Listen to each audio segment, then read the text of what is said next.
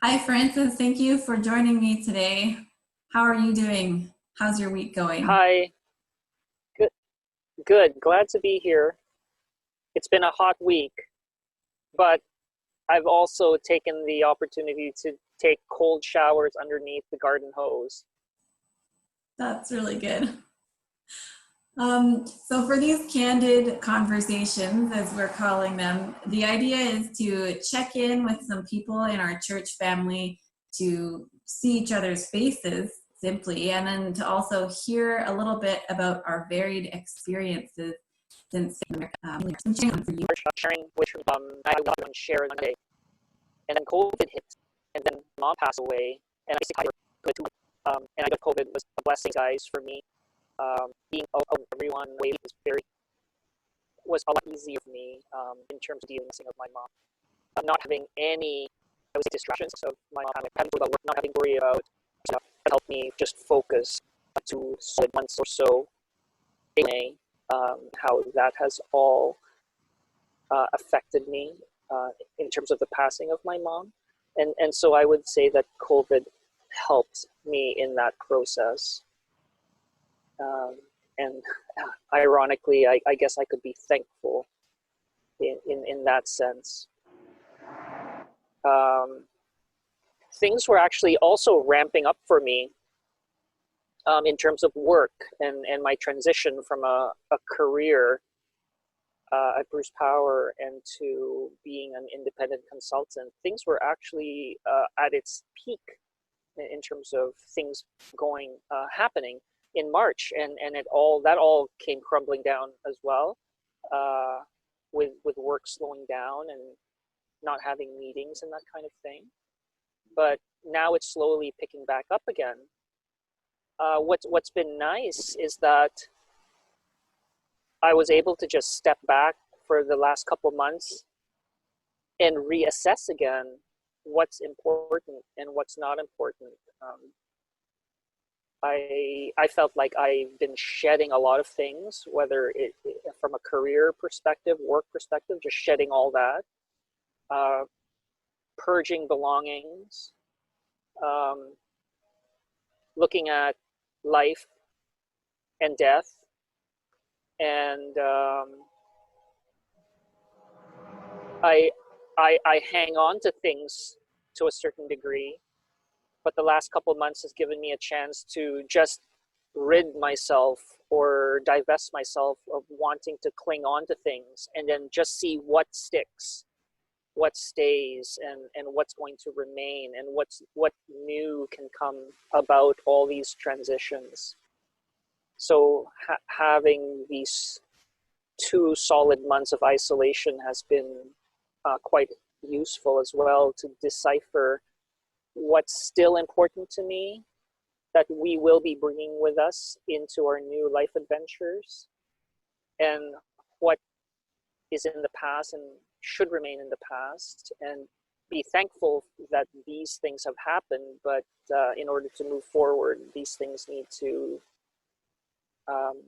just stay where they are, which is a good memory, a good part of me in the past. So that's another thing that has come to my mind as we've lived these last 2 months or so. Well, thank you for sharing that. You mentioned leaving things like physical things in the past as good memories.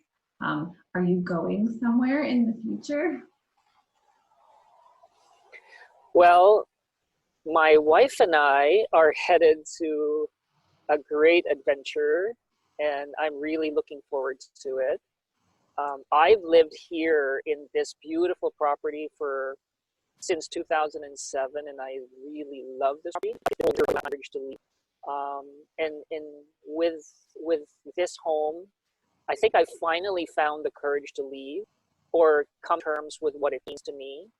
And so our adventure, myself and Corinne, we are moving to a cottage, and I mean impermanent, but it's a good stepping stone to what may be in the future.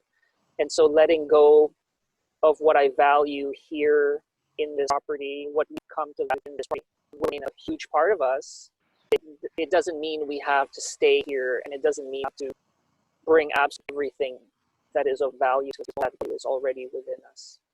We're moving to town to be closer to community, which is a different thing for me, because I moved out of town. So I moved from Port Elgin to here to get away from community, because community was just in my face at work.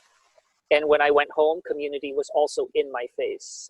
And so I've spent the last however many years, since 2007, living here away from community, and having met Corinne and having met our church community, that's also a really good reason to move to town, to be closer to community once again. So you've already pretty much answered most of my questions in a roundabout kind of way, but I'll ask them anyway, just in case you'd like to elaborate. We have like a couple minutes left here. So over these last months that you've expressed, there's been grieving, there's been change, of course. We've all experienced different regulatory effects of COVID-19. And so what has been giving you comfort and peace over these past few months of heightened stress, uncertainty, and grief?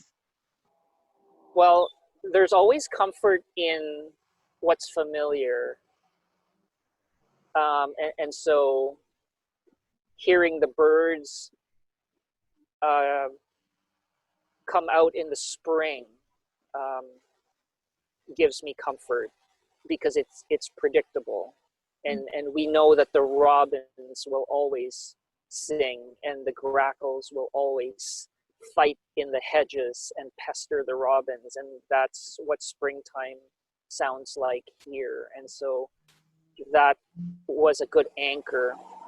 Knowing that the daffodils would bloom again, and the forget-me-nots would come out in specific spots in the house around the property, and then the trees would just grow and bud just a little bit more each year, and grow taller.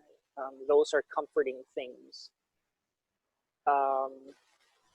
Knowing that that home is basically wherever we are. Doesn't really matter whether it's tied to a physical location or not. Home is where we are. That's really cool. I think those are yeah. Mm-hmm.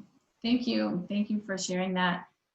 You kind of touched on this too a little bit in how you were sharing about your changing perception of home ownership and this idea of home, but what is something that you feel God has been teaching you lately? Oh, that's a good one. I guess God has been on my mind a lot over the last specifically 2.5 years, 3 years. And the one teaching, I think, is I don't have to be that person anymore. Whoever that person I think I should be, the person that I was, I don't always have to be that person.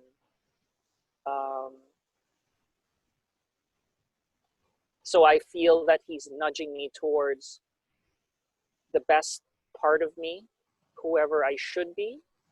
And there, as I go through my days and interactions, specifically with work-related interactions, I often am able to catch myself, and I actually know what part is not me anymore, and what part is just habitual, and I don't have to be that person anymore, and what part feels so good and so gratifying and comfortable that that's really my true self. So it's a combination of different messages that I feel like I'm receiving from God about who I am and who I can be and who I should be. That sounds really insightful and liberating in a lot of ways.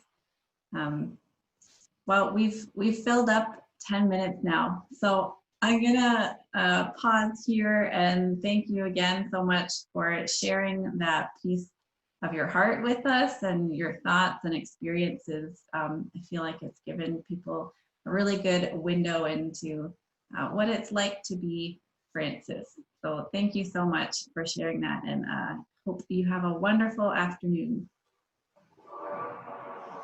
Thank you for allowing me to share.